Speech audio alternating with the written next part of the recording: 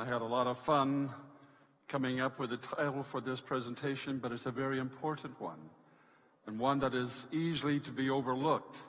Historically, we're going to take a quick look at a few incidents that have happened not only in the United States, but outside the United States that should make every Seventh-day Adventist wake up and see a unique calling that we have.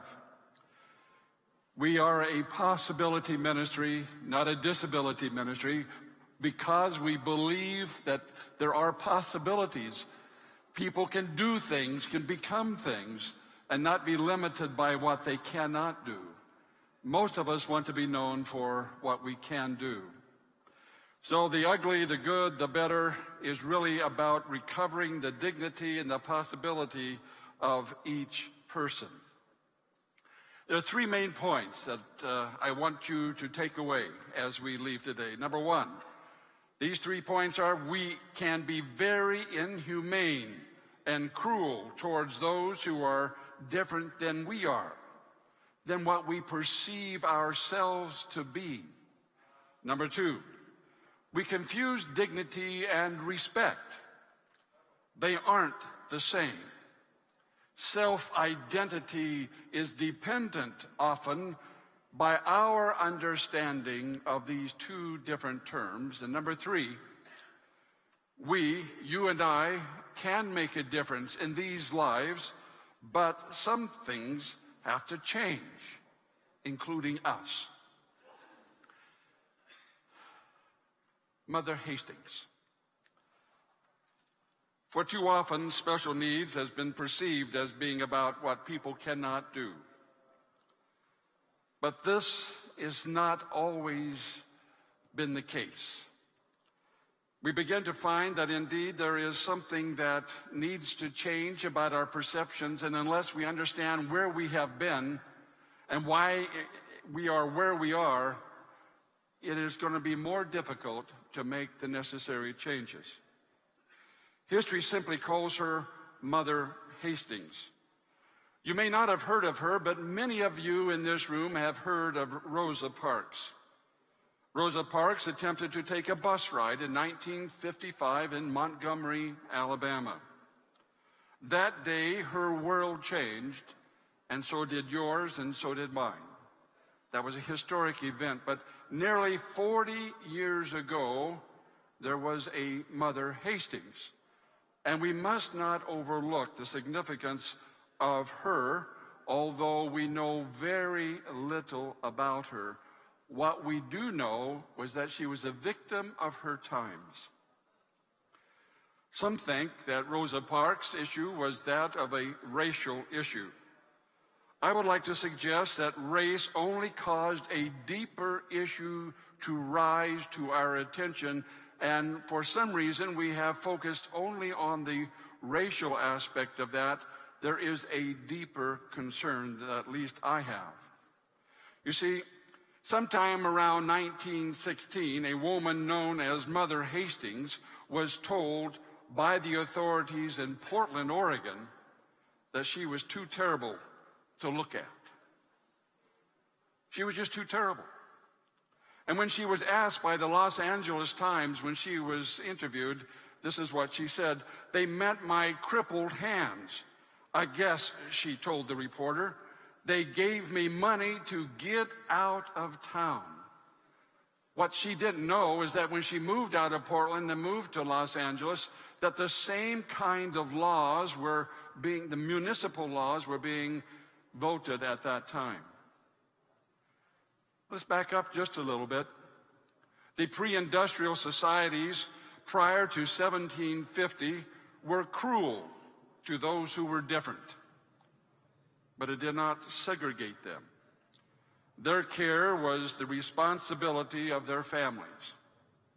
That was important. But post-industrial times, society created benevolent institutions for the disabled. They were often whisked away at the first sign of any kind of anomaly to a poorhouse or to a work farm. And that sounds strange, but we need to understand that these laws, which were later characterized and later identified as what is called ugly laws, take a look. Look it up sometime under ugly laws, and you will find a whole array of different cities, different parts of the world, actually beginning to put together laws that discriminated against what some people called as ugly.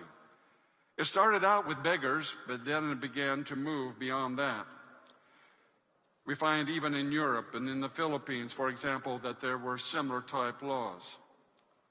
They were later characterized and enacted and enforced between the Civil War around the 1867 and World War I. But they did not end then, nor were they confined to simply the United States.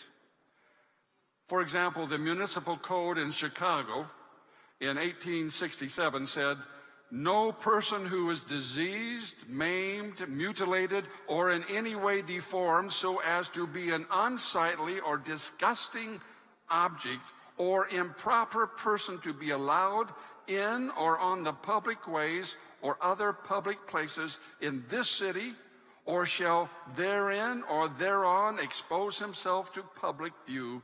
If we have something that we don't like, we want it to be kept out of sight. And those who might have broken that law, well, these people were charged under the ugly laws, were either charged or fined or held in jail until they could be sent to the poorhouse or again to the work farm. The ugly laws did not restrict performances, though. I mean, these people could serve a function in society at that time. They could entertain others, and I'm quoting, as a way of getting reactions of disgust, to perpetuate the disgust of people who were maimed or mutilated in any way. The laws did, however, restrict people from disabilities from mingling with the general public. We talk about leprosy, but we had a different form of leprosy, a different form of discretion here, even in the United States, but in other places as well. But I'm happy to say that the Seventh-day Adventist Church was not silent during that time. We spoke up through our prophet, through Ellen White, and this is what she wrote during this critical time in the United States. "I saw that it is in the providence of God that widows and orphans, the blind, the deaf, the lame, persons afflicted in a variety of ways, have been placed in close Christian relationship to his church." Let me pause. In close relationship to his church. It is to prove his people and to develop their true character. Angels of God are watching to see how we treat these persons who need our sympathy, our love, our disinterested benevolence. And then she says, this is God's test of our character. I've read that quote many times, but it was only recently that I began to see the historical context in which she spoke. Indeed, it was a critical time. We need to understand that people with disabilities make up the largest minority in America. They constitute 15% of the population. There are about 550 million people in the world who are classified as disabled. I'm suggesting that we, as a movement, as a Seventh-day Adventist Church, which I still believe can be and should be a movement, needs to have a different starting point. And we have all the treasures, we have all the rationale by which we can make a starting point. And I suggest that we start at the beginning of the Bible. In the beginning, God created heavens and the earth, or the land if you prefer. But the point is, in the beginning, God. In the beginning, God. You see, the Bible begins with God's purpose. If we would have begun with Genesis chapter 3, it would have sounded very judgmental. But God tones the whole Bible with his preface by saying he has a plan, he has a purpose, he has a meaning for each person. Had we only begun after sin began, then we would have a God who presents a judgmental tone. But that's not the way the Bible begins. The creation account does not begin with the creation of man. It begins with a focus being on God. In the beginning, God. And by doing so, we are called to recognize that the source of our identity is found in the one who created us. Identity, dignity, and the meaning of life are gifts that come from outside of ourselves. A counterfeit is when we begin searching on the inside to find meaning. But God gives us meaning outside of ourselves, and therefore we have a greater source of authority. To discover our true identity, we must find the truth outside of ourselves, not within. We find our identity, our value, our worth in Jesus, who is both our Creator and our Redeemer. This has a direct bearing on how we identify others, how we relate to others, how we value others regardless of what they believe. They may have a different belief. They may see some things even in Scripture differently than we. But it makes a difference.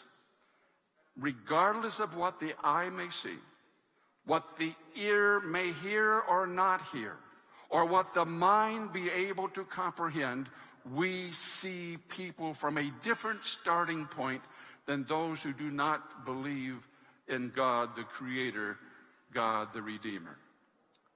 We have a different starting point.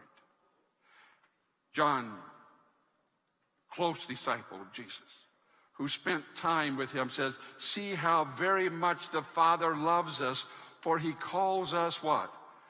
His children. And that is what we are. So we have a different starting point. So Paul tells us, so we have stopped evaluating others from a human point of view. At one time we thought of Christ merely from a human point of view. How differently we know him. If this is true, how then should we relate to those who are broken in some way? The point, the truth is, we're all broken. We're all broken in some way. It may show or it may not show, but we're all broken.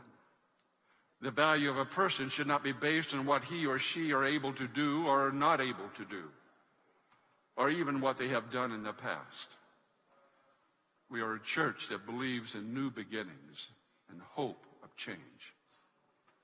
Rather, the value of a person should be seen in what God has done, is doing, can do, if we would but give him an opportunity. There are those who stigmatize people, stigmatize them by what they think a perfect person would look like. And we know how Hitler has taken that, murdered over 270,000 people with disabilities on the grounds that they were travesties of human form and spirit. We have a perspective that the world needs to hear. This is more than simply the age of the earth. It is the beginning of purpose and meaning of life. But there must be a critical distinction that we make. We must understand the difference between dignity and respect. And this is quick, but let me quickly try to explain. Dignity is not a need to be developed. It's there already. Dignity is a rediscovery of what God has already given every person. Respect, on the other hand, is earned through our actions or reactions, and so is disrespect. But respect it or not, there is still an inherent value and dignity of every person, whether the person be blind, deaf, physically, or mentally challenged.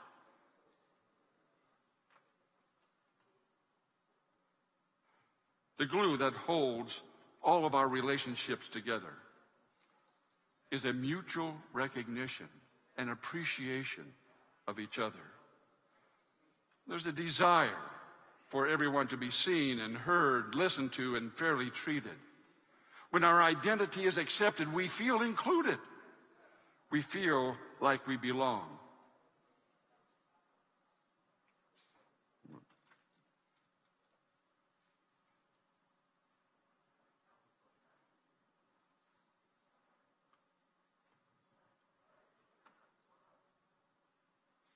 Today we're going to be talking about fractions.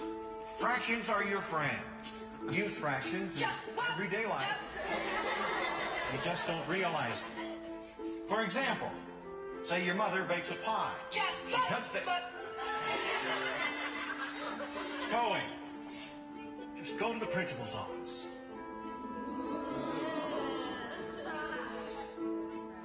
Not the best way to introduce myself to the principal.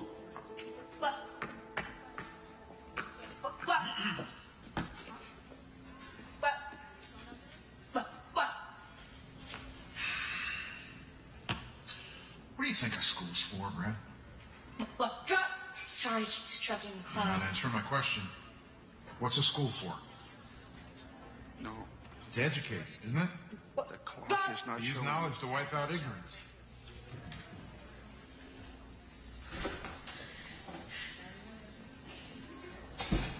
School's orchestra's having a concert this afternoon. You plan on going? No, sir. My tics will ruin the music. I want you to be there.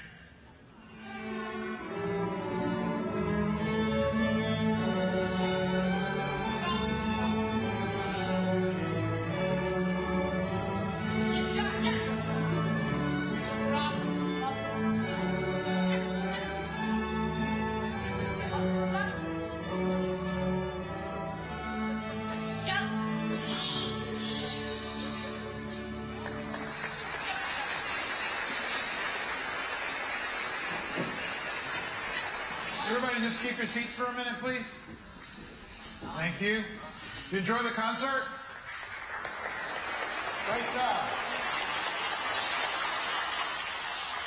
Did you hear any noises during the quiet parts? Yeah, so did I. They're pretty annoying, aren't they? The person making those noises is Brad Cohen.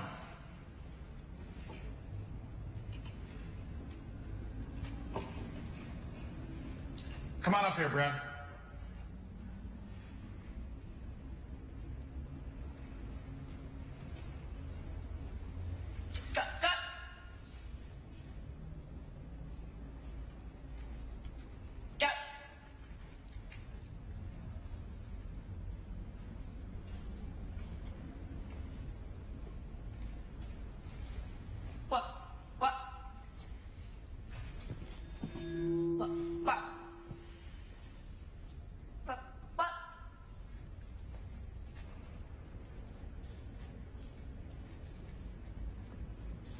Do you like making noises and upsetting people, Brad? No, sir. Then why do you do it? What? Because I have Tourette syndrome. What's that? It's a thing in my brain that causes me to make weird noises.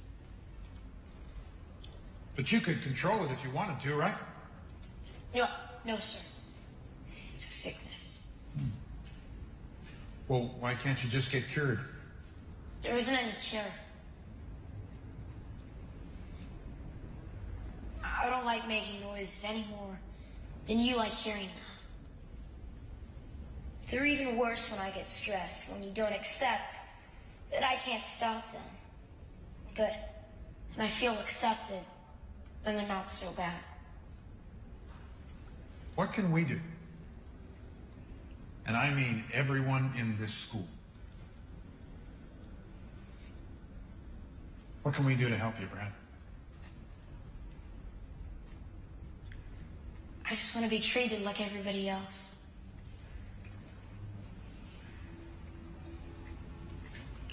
Good job.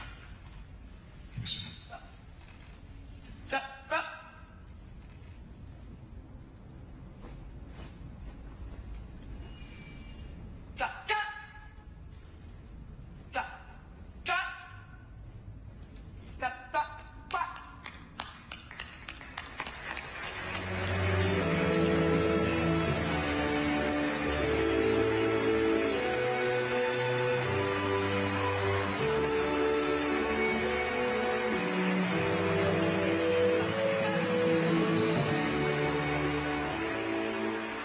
few words, a little education, and it was like opening a door to a brand new world.